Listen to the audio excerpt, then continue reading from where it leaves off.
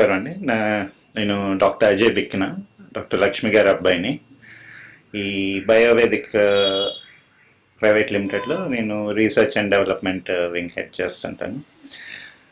బేసికల్గా పీసీఓడి అనేది యూట్రస్కి సంబంధించిందండి. As long as the uterus is active, అంటే ఒక టీనేజ్ ఎప్పుడైతే పెద్ద మనిషి అవుతారో అప్పటి నుంచి మెనోపాజ్ వచ్చేదాకా it's an active system which is being reset each and every month. So మీకు దానిలో స్టేజ్ సివియారిటీ అనేది ఇట్స్ వెరీ రిలేటివ్ అనమాట. మనకి ఏ స్టేజ్లోంచి వచ్చిన వాళ్ళకైనా కానీ ఆ యూట్రస్ని రీసెట్ చేసుకోవడానికి ఒక 3 to 6 months సరిపోతుంది. సో ప్రాబ్లం అర్లీగా ఉన్న స్టెమ్ అవుతున్నప్పుడైనా కానీ, లేకపోతే చాలా సివియర్గా ఉంది మీకు యూట్రస్ తీయాలి అనే స్టేజ్కి వచ్చినా సరే, body can regulate it, internal ఆర్గన్ని అది సరి చేసుకుంటుంది.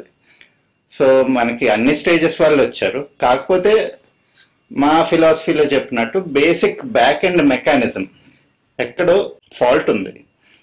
ఆ ఫాల్ట్ని రెక్టిఫై చేస్తే కానీ ఇది మళ్ళీ మళ్ళీ రాకుండా ఉండదు. అంటే ఇప్పుడు వాళ్ళకి మెడిసిన్ ఇచ్చే ముందు వాళ్ళని మీరు ఎలా గుర్తిస్తారు? అంటే అంటే ఏమైనా స్కానింగ్ అలాంటిది ఏమైనా తీస్తారా, లేదంటే డైరెక్ట్ వాళ్ళని చూసిన లక్షణాలు కనిపించినప్పుడు మెడిసిన్ ఇస్తారా? అంటే వాళ్ళు వచ్చినప్పుడు ప్రాబ్లంతోనే వస్తారండి. Already you know all systems of medicine they have to work together ఆ పర్సన్కి ట్రీట్మెంట్ ఇవ్వడానికి. ఇప్పుడు ఆల్రెడీ వాళ్ళు స్కాన్స్ తీసుకొని అన్ని రిపోర్ట్స్తోనే వస్తారు మా దగ్గరికి.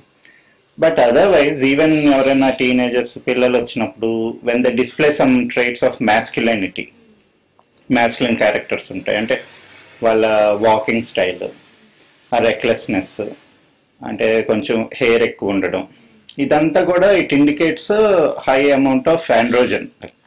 మన ఈస్ట్రోజన్కి ఆపోజింగ్ హార్మోన్ కూడా ప్రొడ్యూస్ అవుతుంది. సో ఇలాంటి క్యారెక్టర్స్ అన్నీ దానివల్ల డెవలప్ అవుతాయి. సో పేరెంట్స్ ఏంటంటే ఏదో ఒక liberation, you know female liberation, empowerment అని lot of thing is coming up. కానీ ఏంటంటే ఎంపవర్మెంట్ అంటే you have to be strong as a female. Being masculine doesn't empower you. So ఆ డిఫరెన్స్తోని, ఆ బేసిస్తోని మనం you know you should develop that kind of ట్రైట్స్ పిల్లల్లోని వాటిలోని. But most of the time ఏంటంటే వాళ్ళు మనకి రిపోర్ట్స్ తీసుకొని వస్తారు. అంటే ఇంతవరకు మీ దగ్గరకు వచ్చిన పేషెంట్స్లలో అంటే అలా అంటే స్కానింగ్ రిపోర్ట్స్ కానీ, వాళ్ళ డాక్టర్స్ ఇంగ్లీష్ మందులు ఇచ్చినటువంటి అలాంటివి తీసుకురాకుండా రెగ్యులర్ అంటే నార్మల్ గా వచ్చి నాకు ఇలా సింటమ్స్ ఇలా అనిపిస్తున్నాయి ఏం చేయమంటారు అని క్యాజువల్ గా అడిగిన వాళ్ళు ఎవరైనా ఉన్నారా పేషెంట్స్ లో? ఇంతమంది పేషెంట్స్లలో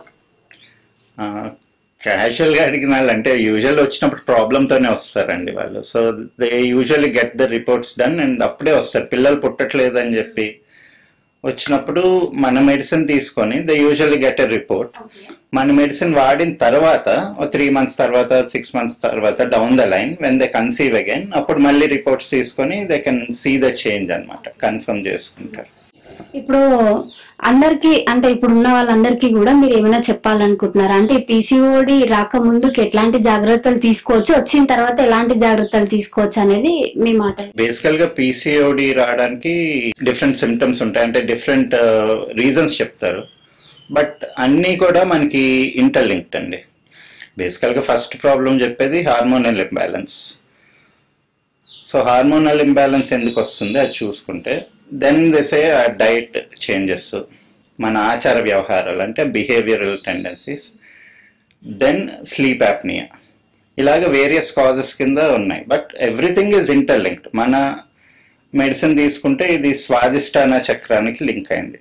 స్వ అధిష్టాన అంటే కంట్రోల్, అంటే body has its own control, ఎప్పుడు ఏం జరగాలి ఏంటనేది. అలాగే మనిషికి ఒక కంట్రోల్ ఉంటుంది. So whenever that control is off, ఇది డెవలప్ అవుతుంది. ఇప్పుడు మనకేంటంటే ఈస్ట్రోజన్ ప్రొడ్యూస్ అవుతుంది ఉమెన్లో, that prepares the body for child birth.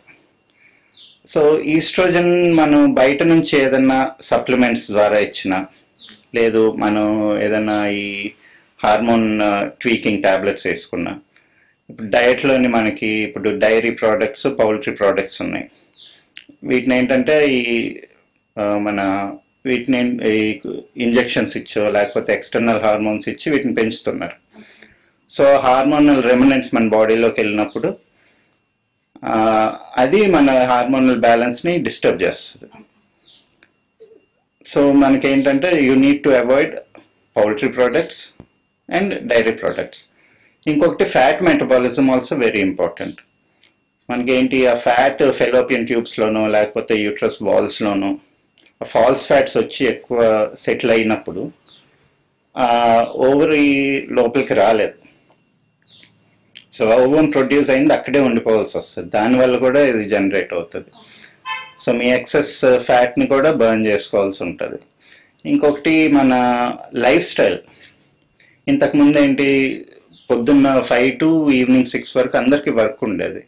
And females use to like కింద కూర్చొని లెగడం అట్లీస్ట్ ఒక 40-50 సార్లు చేసేవాళ్ళు. సో యూట్రస్ ఈ మజిల్స్ అన్నీ కూడా మీకు ఎక్సర్సైజ్ అయ్యి ఫంక్షనాలిటీ కరెక్ట్గా ఉండేది. నౌవేడేస్ ఎక్కువ మనకు ఒక సెడెంటరీ లైఫ్ స్టైల్ ఫాలో అవుతున్నాం. We are not so active. And also uterus మీద పడే పనులు ఏం చేయట్లేదు. అంటే ముగ్గులు పెట్టడం, కింద కూర్చొని వంట చేయడం, కింద కూర్చొని లెగవడం, లేకపోతే పిల్లలు కూడా చూడండి ఇంతకుముందు కింద కూర్చొని ఆడేవాళ్ళు. సో ఇవాళ రేపు అలాంటి యాక్టివిటీ ఏం లేదు. అది నెక్స్ట్ స్లీప్ యాప్నియా కూడా ఒక problem. Like when you spend a lot of time watching the screen, మన పీనల్ గ్లాండ్ డిస్టర్బ్ అవుతుంది.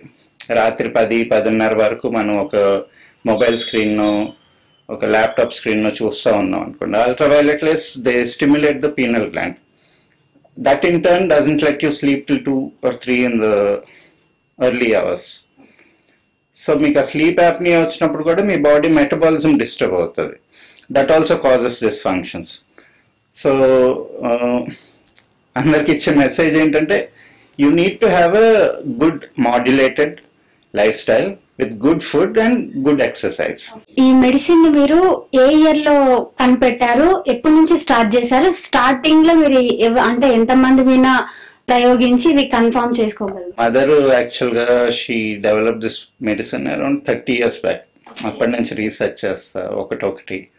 అంటే మాది చక్ర బేస్డ్ మెడిసిన్ కాబట్టి ఆ స్వాదిష్టాన చక్రాలోని ఎలాంటి ఎనర్జీస్ ఉంటాయి, దానికి ఏ దేవత అది దేవత, what is the kind of divine energy మన వాళ్ళు చెప్పిన పద్ధతిలోని వాటికి సంబంధించిన మొక్కలేంటి, వాటిని ఐడెంటిఫై చేసుకొని వాటిని కలెక్ట్ చేసి ట్రై చేసి పెట్టారు. అప్పటి నుంచి చాలా మందికి అంటే ఆడుకున్న పేషెంట్స్ దగ్గర వాళ్ళకి మెల్లిగా ట్రయల్స్ చేస్తా అంటే she also used to do a lot of other practices as well. Alternative ఆక్యుపంక్చర్తో తగ్గించవచ్చు.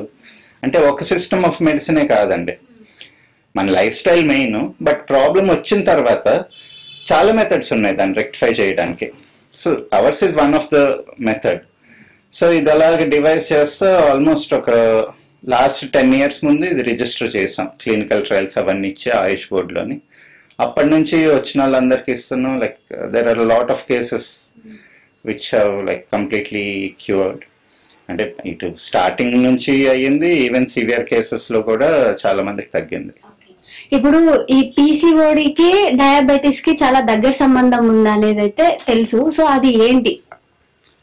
బేసికల్ గా అది డయాబెటీస్ కాదండి, గ్లూకోజ్ మెటబాలిజం. సో మీకు ఇన్సులిన్ లెవెల్స్ ఎక్కువ ఉంటే పీసీఓడి వస్తుంది అనేది it's a correlation, it's not a cause and effect. So మీకు బాడీలో గ్లూకోజ్ మెటబాలైజ్ అవ్వట్లేదు, it's getting converted into fat or it's not being utilized by the cellular metabolism. It means you have a sluggish metabolism which leads to fat deposition. ఇందాక చెప్పాను కదా మీకు everything is interlinked. మీ స్వాదిష్టాన అంటే మీ self control నుంచి body యొక్క cells control కూడా everything will again come back to the same. It's also again influenced by the oestrogen and androgen levels with in the body. So మీకు ఆ fat metabolism control అప్పుడు మీకు glucose ఎక్కువ అయినప్పుడు బాడీలోని, అంటే body it's not utilising the glucose. So pancreas ఎక్కువ ఏంటంటే ఇన్సులిన్ సెక్రీట్ చేయడం. ఒకవేళ చేయలేకపోయినాయి అనుకోండి అది డయాబెటీస్. బట్ మీకు ఇన్సులిన్ లెవెల్స్ ఎక్కువ ఉన్నా సరే దిస్ కాజెస్ దట్. బట్ ఆ కాజ్ అనేది మీకు ఇన్సులిన్ వల్ల కాదు, it's a fat metabolism which is causing this. అంటే ఇప్పుడు కరోనా సిచ్యువేషన్ ఉంది కదా, ఇప్పుడు వ్యాక్సిన్ వేయించుకున్నప్పటికీ కూడా ఈ మందు వాడొచ్చా, లేదంటే ఇప్పుడు అంటే ఈ కరోనా పాండమిక్ సిచ్యువేషన్ లో మాత్రం ఈ మెడిసిన్ ని తీసుకోవచ్చా లేదా అనేది? అంటే ఒక ఫ్లూ వైరస్ అండి కరోనా అనేది, లాస్ట్ టైం మనం మాట్లాడుకున్నాం కదా. సో దానికి దీనికి సంబంధం ఉండదు. మీరు అది body is dealing with it in its own method. Maybe ఆ ఫీవర్ రావడం వల్ల, మీకు ఆ వీక్నెస్ వల్ల, మీ లింఫాటిక్స్ వల్ల, యాంటీబాడీస్ వల్ల కొన్ని చేంజెస్ ఉంటాయి, మార్పులు ఉంటాయి. And the female reproductive system is also prone to that changes. కొంచెం ఆ వీక్నెస్ ఉన్నప్పుడు పీరియడ్స్ డిలే అవ్వడం, లేకపోతే తక్కువ అవ్వడం, నెక్స్ట్ మంత్ ఎక్కువ అవ్వడం, ఇలాంటివి ఉంటాయి. So you should look at it in a long run. ఇదేంటంటే మీకు ఒక్క రోజులోనే వచ్చే మార్పు కాదు. సో ఇది మొత్తం మన లైఫ్ స్టైల్కి, మన బాడీ బ్యాలెన్స్కి సంబంధించింది కాబట్టి ఎప్పుడైనా వాడొచ్చేది వాడుతూనే ఉండాలి, దీనికి దానికి సంబంధం ఉండదు. Thank you so much sir, చాలా అద్భుతంగా ఆన్సర్ ఇచ్చారు ప్రతిదానికి కూడా. పారడైస్ దగ్గరలో అయితే వాళ్ళ క్లినిక్ అయితే ఉందని చెప్పారు. వాళ్ళ బయోవేదిక్ ఫ్లవర్ థెరపీ అనేది మనం ఇంత ముందుకు వీడియోలో మనం వెబ్సైట్ లో అయితే ఇవ్వడం జరిగింది. ఆ వెబ్సైట్ లోకి వెళ్ళి మీరు సెర్చ్ చేసినట్లయితే వాళ్ళ మొబైల్ నెంబర్స్, వాళ్ళ వెబ్సైట్లు అన్ని ఉంటాయి. వాళ్ళని సంప్రదించి మీరు మెడిసిన్ తీసుకోవచ్చు.